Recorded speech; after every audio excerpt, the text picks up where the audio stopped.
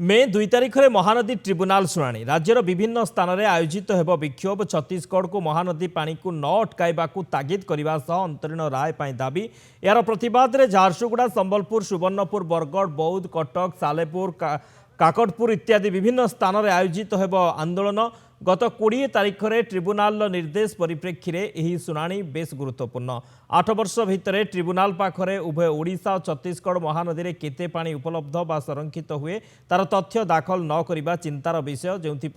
Tribunal असंतोष प्रकाश करते अक्षमणीय बोली महानदी बंचाओ आंदोलन पक्षर कहुई। अणमौसुमी समय महानदी में उत्कट जलसंकट देखा देउछि ओडिशा दुर्दशार शिकार हेउछि। महानदी में आउ पानी हीराकुद को आसुना मात्र 8 वर्ष भितर एप्रति केही कर्णपात करिनाहांती एहाकु ओडिशा ग्रहण करिपारु नाही बोली महानदी बंचाओ आंदोलन पक्षर आवाहक सुदर्शन दास कहिसंती। तेणु आंदोलन को सफल करिबा पई महानदी बंचाओ आंदोलन पक्षर एक प्रेस विज्ञप्ति अपील करा जायछि।